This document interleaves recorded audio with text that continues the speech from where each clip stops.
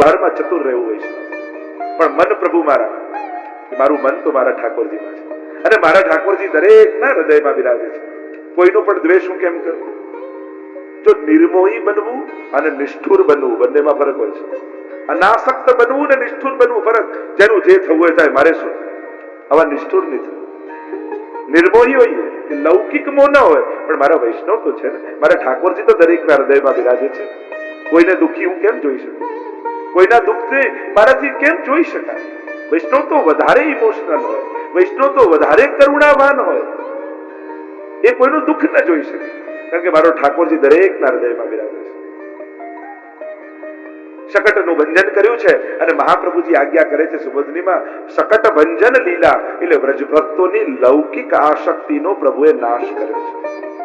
શકટ ભંજન એટલે લૌકિક આસક્તિનો નાશ.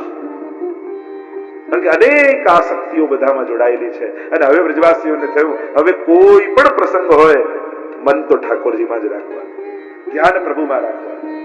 આપણે પણ કોઈ પણ પ્રસંગ હોય, લૌકિક આવે અલૌકિક આવે, પ્રભુને ભૂલ્યા વગર ઉત્સવ કરો. આગળ તૃણાવર્તના વધની કથા આવી. ઠાકોરજીની ગોદમાં લાલન છે. તૃણાવર્ત આવ્યો, આંધી વંટોળિયાના રૂપમાં આવ્યો. પ્રભુએ પોતાનું વજન વધાર્યું. એટલું વજન વધી ગયું કે યશોદાજી ગોદમાં ઉચકી ન શક્યા ને નીચે પધરાવી દીધા લાલન. અને તૃણાવર્તને થયું કે હવે મોકો છે, ઉપાડી જાઉં, કંસ પાસે લઈ જાઉં. આંધીના રૂપમાં આવ્યો. જેમ વંટોળિયું આવે તો કેવી આંખ બંધ થઈ જાય, એવી રજોગુણની આંધી એ તૃણાવર્ત છે. ગીતાજીમાં અર્જુન પૂછે છે ને કે પ્રભુ, માણસને ખબર છે કે આ પાપ છે, છતાંય પાપ કેમ કરે છે? નાના બાળકને પણ ઉભો કરીને પૂછો ને કે શું કરાય ને શું ન કરાય, એને ખબર હોય. પ્રત્યેક પાપ કરનારને ખબર હોય છે કે આ પાપ છે, છતાં એનાથી પાપ કેમ થાય છે? કયું એવું બળ છે જે માણસના હાથે પાપ કરાવે છે? પ્રભુએ કહ્યું, કામ એશ ક્રોધ એશ રજોગુણ સમુદ્ભવ મહાશનો મહાપાપમાં વિદ્યેન મિહવૈરિણમ. આ રજોગુણ જ માણસની કામનાઓને જગાવે છે, ક્રોધને જગાવે છે, અને કામનાઓને કારણે પાપ માણસ કરે છે. આ રજોગુણને કારણે પાપ તરફ પ્રેરાય છે માણસ. આ રજોગુણની આંધી એ તૃણાવર્ત છે. પ્રભુનો ભાર લાગ્યો, અને આપણા જીવનમાં આપણા માથે બિરાજતા ઠાકોરજી જ્યારે આપણને ભાર રૂપ લાગવા માંડે ત્યારે માનજો કે તૃણાવર્ત આપણા જીવનમાં આવ્યો છે. અરે ઠાકોરજી પધરાવી લીધા, હવે સવારે જાગવું પડશે, સામગ્રી કરવી પડશે, ભોગ ધરવા પડશે, એમ પ્રભુ જ્યારે ભાર લાગવા માંડે તો માનજો કે આજે તૃણાવર્ત મારા જીવનમાં આવ્યો છે. પ્રભુના સ્મરણ માત્રથી એ તૃણાવર્તનો વધ કરી દે. પ્રભુ આપણો ભાર નથી, પ્રભુ આપણા જીવનનો આનંદ છે. આ લૌકિકતાનો ભાર ઉતારવા માટે પ્રભુ રૂપ આનંદ આપણા ઘરમાં બિરાજે છે. આમના થકી મારા જીવનમાં આનંદ છે. આ આનંદનું મૂર્તિમંત સ્વરૂપ છે. એટલે પ્રભુ ભાર ન લાગે એના માટે સાવધાન રહેવું. પ્રભુએ ઉદ્ધાર કર્યો. કૃષ્ણ શબ્દ બોલાય કઈ રીતે? તો ઘણા કૃષ્ણ કે, ઘણા કૃષ્ણ કે, એનો બોલવાનો પ્રકાર છે. લોકો અષ્ટાક્ષરે ખોટું બોલે ઘણી વાર. સાચો અષ્ટાક્ષર મંત્ર કયો? શ્રી કૃષ્ણ શરણમ મમ, મની પાછળ બે બિંદુ. શ્રી કૃષ્ણ શરણમ મમા, શ્રી કૃષ્ણ શરણમ મમ, હલંત. આમાંથી ત્રણમાંથી સાચું કયું? પહેલું, બીજું કે ત્રીજું? પહેલું, બીજું, આ ત્રણેય ખોટા છે. શ્રી કૃષ્ણ વિસર્ગ આવે, પછી શરણમ, પછી મમ. મમ મે આવ્યો નવ અસ્માકમ ન, અસ્મત શબ્દની ષષ્ઠી વિભક્તિ. મમ ખાલી મારું, ન મમ ન મમા ન મમ. લોકો છપાવે તો ખોટું છપાવે, મમ ની પાછળ વિસર્ગ મૂકે, ખાલી મમ. તો વિચાર કરો, અષ્ટાક્ષરમાં આપણને આટલી ભૂલ પડે તો બ્રહ્મસોન મંત્રમાં શું થતું હશે? બને તો એકવાર એવું ગોઠવો, ગામમાં વલ્લભકુલ બિરાજતા હોય અને ક્યારેક જઈને વિનંતી કરો કે એવું ગોઠવો, પવિત્ર બારસ આદિ આવે કે બધા જ અપરસ કરે અને બ્રહ્મસ્વન મંત્ર શીખવા મળે. તો વિચાર કરીએ, આપણે જે મૂળ મંત્રો જ ક્યાંક ત્રુટિથી બોલીએ છીએ, તો એ કેમ ફલિત થાય? પંચાક્ષર મંત્રમાં ઘણા એવું થાય. 5 અક્ષરનો એ પંચાક્ષર મંત્ર કહેવાય. એમાં હું દાસ છું એ જોડવાની જરૂર ન હોય, એમાં પંચાક્ષરમાં ના. તો મંત્રોને પણ જાણવા જોઈએ, શીખવા જોઈએ, સમજવા જોઈએ, કારણ કે મંત્રનો પણ એક પ્રકાર છે. ઘણી વાર લોકો કે ગણવાની શું જરૂર, ભાવ હોય ત્યાં સુધી કરો. ઘણા લોકો કે 11 માળા કરો, 5 માળા કરો. આવું કેમ? તો શું કરવું? ગણવો કે નહીં ગણવું? જો બે વસ્તુ છે, એક છે જપ અને બીજું છે સ્મરણ. મંત્રનું સ્મરણ કરતા હોઈએ તો ગણવાની જરૂર નથી, પણ જપ કરવા બેસો ત્યારે ગણતરીની પણ મહત્તા છે, આસનની પણ મહત્તા છે, માળાની પણ મહત્તા છે, માળા કઈ રીતે ફેરવાય એનો પ્રકાર છે. જો આપણે ત્યાં 108 મણકા કહીએ છીએ, 108 કેમ? 12 સ્કંદ ભાગવતજીના, 12 અંગ પ્રભુના, દ્વાદશાંગો વહી પુરુષાહ. પરમાત્માના 12 અંગ શાસ્ત્રોએ કયા. અને ભક્તિ કેટલી? નવધા ભક્તિ. શ્રવણમ કીર્તનમ વિષ્ણોઃ, સ્મરણમ પાદ સેવનમ, અર્ચનમ વંદનમ દાસ્યમ, સખ્યમ આત્મનિવેદનમ. 9 પ્રકારની ભક્તિ અને 12 અંગ એટલે 12 9 108. એટલે કે સર્વાંગમાં નવધા ભક્તિ સિદ્ધ થાય એટલો 108 ના આંકડો હોય છે. બીજા અનેક ભાવો 108 ના છે. અમુક આંકો આપણે ત્યાં બહુ મહત્વના છે. 11, 56, 84 અને 108. આટલા અંક બહુ મહત્વના છે. પુષ્ટિ માર્ગનું એક અંક ગણિતે છે, પુષ્ટિ માર્ગનું એક વિજ્ઞાન પણ છે, પુષ્ટિ માર્ગનું એક આખું એક ફિલોસોફી પણ છે. પુષ્ટિ માર્ગને તમે બધા જ વિષયો સાથે જોવા જાઓ તો ઘણો આનંદ આવે. પુષ્ટિ માર્ગનું અંક ગણિત કયું? જો આપણે ત્યાં અંકની પણ વિશેષતા છે. કયા કયા અંકો? જો 56 ભોગ આપણે કરીએ છીએ. 56 ભોગ એટલે કે 56 પ્રકાર, 56 સામગ્રી જ નહીં, 56 ભાવની સામગ્રી. કારણ કે વ્રજ એ કમળ આકાર છે અને એ વ્રજ કમળના 56 સ્થાનો મુખ્ય છે. મધુરાષ્ટકનો યાદ ભાવ છે. મધુરાષ્ટકમાં 8 શ્લોક અને એક શ્લોકમાં કેટલી વાર મધુર આવે? 7 વાર. તમે ગણશો, અધરમ મધુરમ મદનમ મધુરમ નયનમ મધુરમ. એક શ્લોકમાં 7 વાર 56 આવે, 7 વાર મધુર આવે તો 8 શ્લોક, તો 8 સિદ્ધા 56. એટલે કે વ્રજના મુખ્ય 56 સ્થાનોમાં જે પ્રભુની અખંડ ભગવદ રસ લીલા થઈ રહી છે અને એમાં ગોપીજનો સાથે પ્રભુ જે આનંદનું દાન કરે છે એ ભાવનો ભોગ એ 56 ભોગ છે. એટલે 56 ભાવની, બાકી તો કેટલા 200 ઉપરાંત પ્રકારની સામગ્રીઓ આવે, કેવલ 56 સામગ્રી ના આવે, 56 ભાવની સામગ્રી આવે. એમ આખો 84 નો ભાવ આપણે ત્યાં છે, 108 નો ભાવ છે, 11 નો ભાવ છે, 7 નો ભાવ છે, ષડધર્મ ને 7મું ધર્મી સ્વરૂપ. આખું એક અંક ગણિત પુષ્ટિ માર્ગ છે. એ પણ એક એક આંકનો તમે વિચાર કરવા જાઓ તો અદ્ભુત રસ પ્રગટ થાય, અદ્ભુત આનંદ પ્રગટ થાય. મૂળ વાત પર આવો તો પ્રભુના મંત્રો, સ્તોત્રો એને પણ અશુદ્ધ રીતે આપણે બોલી શકીએ એનો પ્રયાસ કરવો જોઈએ. પણ પ્રયાસ કરતા કરતા શુદ્ધ થાય, પછી મૂકીએ ન દેતા કે અમને તો ભૂલ પડે છે એટલે કરવું જ નથી. ના, કરતા જ. યમનાષ્ટકનો અડધો શ્લોક કિશોરીબાઈને યાદ હતો. વિશુદ્ધ મથુરા તટે સકલ ગોપ ગોપી વૃતે કૃપા જલધિ સંશ્રિતે મમ મનસ સુખમ ભાવે.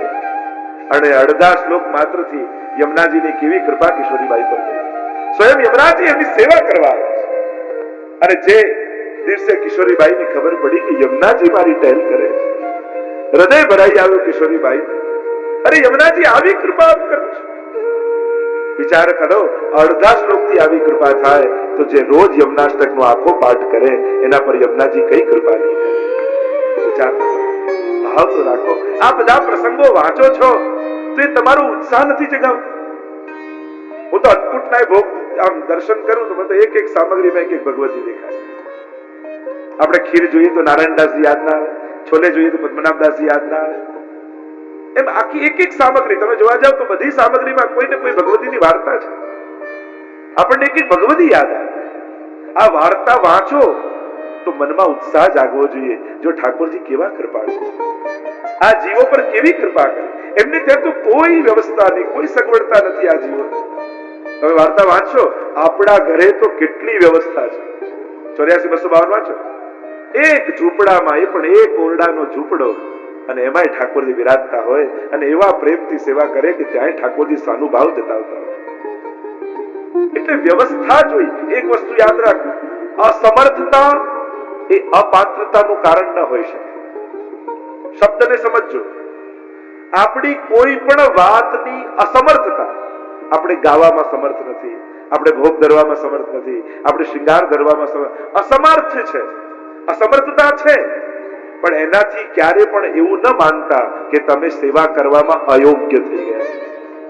અસમર્થતા એ ક્યારે પણ અયોગ્યતા ન હોઈ શકે. અને આપણે બધા જ અસમર્થતાને અયોગ્યતા માનીએ છીએ. અમારે ત્યાં આ સગવડતા નથી એટલે ઠાકોરજી સેવા નથી કરતા, અમે આ નથી લાવી શકતા એટલે સેવા નથી કરી શકતા, અમારે ત્યાં આ વ્યવસ્થા નથી એટલે સેવા. ઠાકોરજી કે પણ મેં તને ક્યારે કહ્યું કે મારે આ બધું જોઈએ છે? મેં તને કોઈ લિસ્ટ મોકલાયું, મેં તને કોઈ પત્ર મોકલાયો કે આ હશે તો જ તારા ઘરે આવીશ? મને તો તારી ગોદમાં ખેલવું છે, બસ મારી તો આટલી જ ઈચ્છા છે કે વસ્તુ શૃંગાર કરે ત્યારે મને ગોદમાં પધરાવીને મને માળાઓ ધરે, એક ગુંજા માળાને એક મોરપીંછ ધરજે એટલે મને આનંદ થઈ જશે. પ્રભુ તો આટલી યાચના કરે છે. હરી સેવા में खर्च न लागे, अपनो जन्म सफल कर मूर्ख क्यों डर पता भागे. કેમ ડરો છો? જીવનનો સૌથી મોટો આનંદ તમને મળ્યો છે, એમાં આ બધું વિચારીને ઠાકોરજીથી દૂર ન થાઓ. તમારી અપાત્રતા એ અયોગ્યતા નથી. સર્વ સમર્થ થવું એ ક્યાં સંભવ છે? 84-200 વાંચશો ને તમને એમ લાગશે કે આમની વ્યવસ્થા કરતા તો મારે છે. બસ આમના જેવો ભાવ મારા હૃદયમાં આવી જાય એટલે ઠાકોરજી મારા પર પસંદ થઈ જાય. અહીંયા પ્રભુ કૃપા કરી છે. હવે તો લાલન મોટા થયા એટલે બપોર પડે એટલે બધી ગોપીઓ કામમાંથી નિવૃત્ત થઈને નંદાલયમાં આવી જાય, કુંડાળું કરીને બેસી જાય, લાલનને વચ્ચે પધરાવે, जुदा जुदा खेल लालन ने सिखवाड़े. देखो लालन, अच्छा बताओ लालन तुम्हारे हस्त कहाँ है? ठाकुर जी आप बताओ. अच्छा लालन बताओ तुम्हारे नेत्र कहाँ है? ठाकुर जी आंख डबडबावी ने बताओ. अच्छा लालन बताओ तुम्हारे चरणारविंद कहाँ है? ऊंचा કરીને बताओ. गोपी ने एम થયું કે લાવ લાલનને એના કાન પકડાવી દો. अच्छा लालन बताओ तुम्हारे कान कहाँ है? અને આ ચતુર શિરોમણી ઉભો થઈને ગોપીને કાન ખેંચીને કે આ રહે. આને કોઈ પહોંચી શકે? આંગણામાં બેસેલી ગાય રોજ યશોદાજીને જુએ. યશોદાજી રોજ પલ્લો ઝુલાવતા હોય. ધન્ય યશોદા ભાગ્ય તિહારે जिन ऐसो सुत जायो हो, यह नित नेम यशोदा जो मेरे तिहारे लाल लड़ावे. યશોદાજી રોજ પલ્લો ઝુલાવતા આંગણામાં બેસેલી ગાય દર્શન કરીને આંખમાંથી આંસુ પાડે. આવું સુખ અમને ક્યારે મળશે? અને પ્રભુ તો બધાના મનોરથો પૂરા કરવા પધાર્યા. એકવાર ઘૂંટણીએ ચાલતા ચાલતા નંદાલયનો ઉમરો ઓળંગીને છેક ગાય પાસે પહોંચી ગયા. અને ગાય બેસી છે અને ગાયે શીંગડા પકડી લીધા લાલને ગાયના. અને શીંગ પકડાય એટલે ગાય તો ઊભી થઈ ગઈ અને લાલન આમ લટકી રહ્યા છે. અને ગાયને યાદ આવ્યું રોજ યશોદાજી પલ્લો ઝુલાવે, પ્રભુ તો મને એ સુખ આપવા માટે પધાર્યા. એટલે પોતાનું મસ્તક નીચે ઉપર નીચે ઉપર આમ કરીને લાલનને પલ્લો ઝુલાવે છે. યશોદાજી જેવું સુખ લાલન આપે છે ગાય. રોજ વિવિધ પ્રકારના ખેલ લાલન કરે. અને હવે તો મોટા થયા એટલે સખાઓ મળી ગયા, મંડળ બનાવી લીધું. અને મંડળનો એક જ નિયમ, જે મળે વાટીને ખાવાનું. માખણ મળે તો માખણ અને માર મળે તો જે મળે વાટીને ખાવું. અને ગોપીઓ હવે તો ઉરાણાના બહાને યશોદાજીને ત્યાં આવે થાય કે ચલો ભલે ઉરાણું આપવા જઈએ પણ એ બહાને લાલનના દર્શન તો થઈ જશે. गोपी આવી વત્સાર મંચન પચિત સમય ક્રોશ સંજાત હાસ. અરે યશોદા દેખ, તારા લાલનના ઉદંડ સવારે સવારે આવીને અમારું વાછરડું છોડી ગયો. અને વાછરડું છોડી ગયો તો બધું ગાયનું દૂધ પી ગયો. હવે દોઈએ શું ને વેચીએ શું? યશોદાજી કે મારો લાલન જે કરે બરાબર છે. ગાયના દૂધ પર પહેલો અધિકાર તો વાછરડાનો જ છે, તમે એને પીવા દેતા નથી. મહાપ્રભુજી આધ્યાત્મિક અર્થ કરે. વત્સાર મંચન પચિત સમય, ક સમય વાછરડાને છોડું એટલે શું? વત્સ કોણ છે? તો કે પ્રભુના ભક્તો જ વત્સ છે.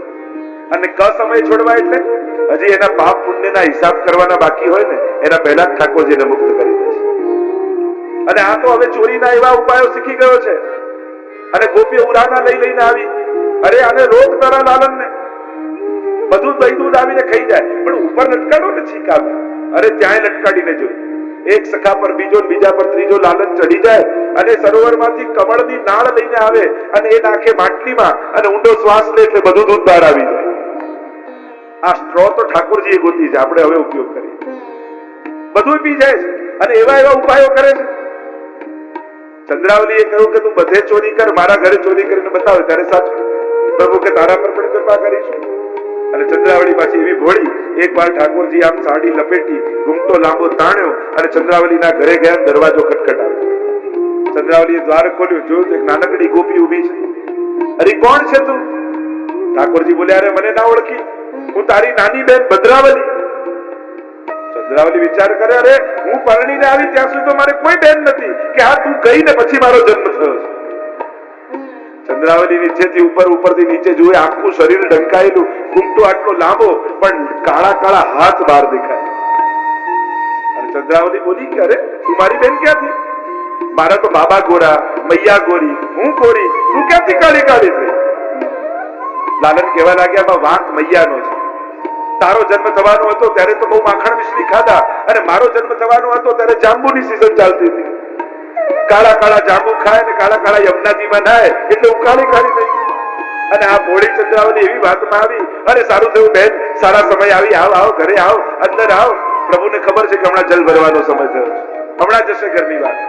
અને ચંદ્રાવલી કહેવા લાગી બેન સારા સમય તું આવી, મારે જલ ભરવાનો સમય છે, એમ કર તું થોડું ઘર ચોખ્ખું કરી નાખીશ, હું હમણાં જલ ભરીને આવું. ઠાકોરજી કે તું જા તો ખરી, આખું ઘર ચોખ્ખું કરી નાખીશ. અને ચંદ્રાવલી તો માટલી લઈને ચાલી, અને જ્યાં બધા પાદરે બધા ગોપીઓ ભેગા થયા છે, જલ ભરી રહ્યા છે, અને ભરતા ભરતા ચંદ્રાવલી બધી સખીઓને કહ્યું, જોજો આજે તો મારી બહેન ગામડેથી આવી, અને અમારા ઘરમાં બધા ગોરા ને એ કાળી છે. બધી ગોપીઓ કે ક્યાંક પેલો કાળો કનૈયો ના હોય. અને યાદ આવ્યું ને માટલું ફેંકીને દોડતી આવી, અને જ્યાં દરવાજો ખોલે ત્યાં તો બધા સખાઓ, કોઈ દહીં ખાઈ રહ્યું છે, કોઈ માખણ, કોઈ છાશ. દોડતી ગઈને લાલનનો હાથ પકડ્યો. આજે રંગે હાથ તને પકડ્યો, જાજે યશોદાજી માનશે કે કોણ ચોરી કરે છે. લાલન ક્યારે છોડ હવે નહીં કરું. ના ના, આજે તો યશોદાજીને બતાવવા જ દે.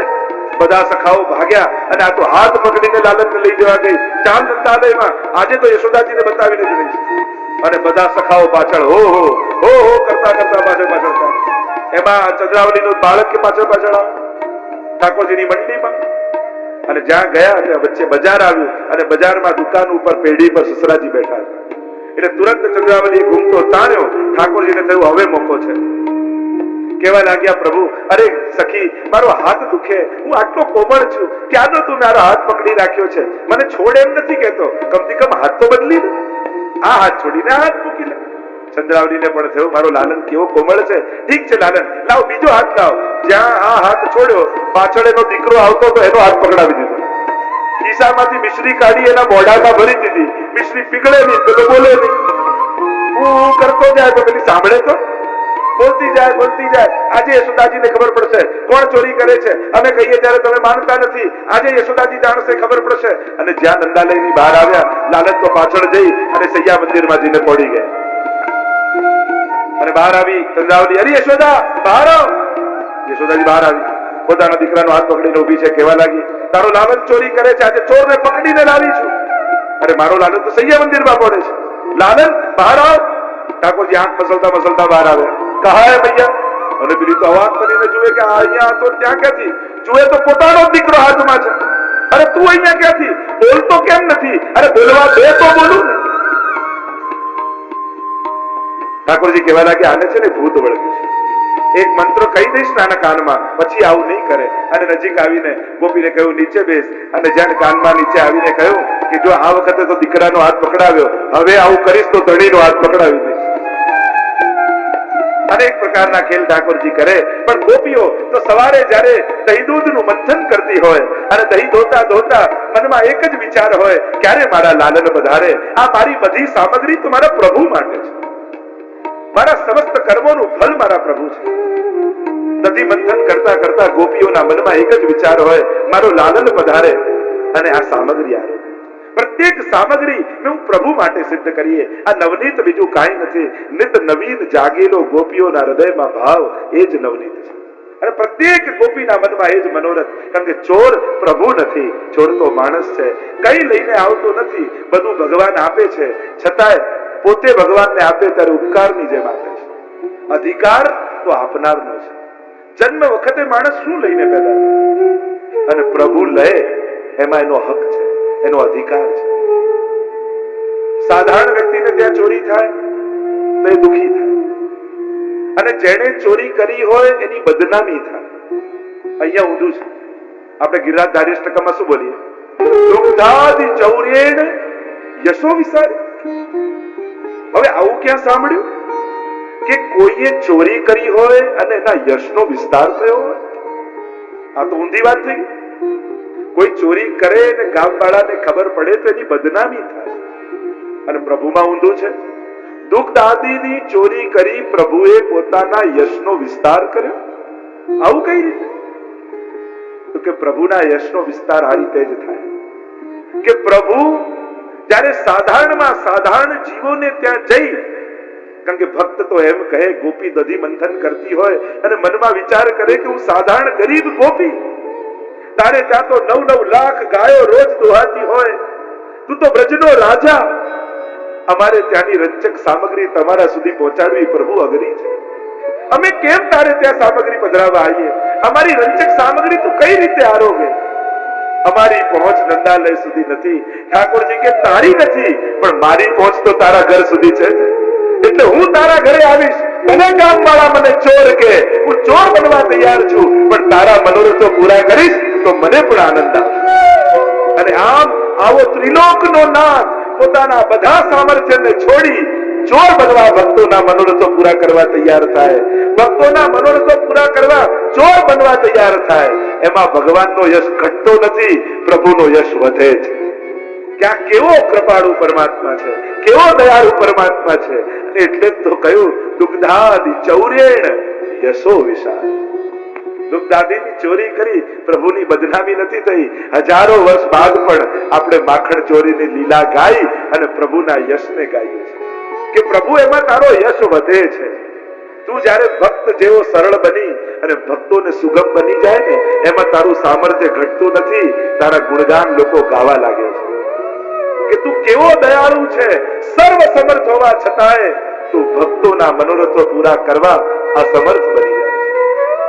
ત્રિલોકને નચાવનારો તું એક ગોપીના ચુલ્લુ ભર છાછ માટે તાહી અહિર કી છોડિયા છછિયા ભર છાછ पे નાચ નચાવે. ચુલ્લુ ભર છાછ માટે લાલન છાછ જોઈએ છે? હા, તારી છાછ મને પીવડા. બહુ મીઠી હોય છે, મેં તો સાંભળ્યું છે. એમ છાછ ન મળે, પહેલા તારે નાચીને બતાવવું પડે. ઠાકોરજી નાચે, છમ છમ છમ છમ કરતા પ્રભુ નાચતા જાય અને ગોપી ઠાકોરજીને માખણ આરોગાવતી હોય. કારણ કે ઠાકોરજી જયારે આવે ગોપી પાસે ને કહેવા લાગ્યા, અરે ગોપી થોડો સો માખણ દેગી.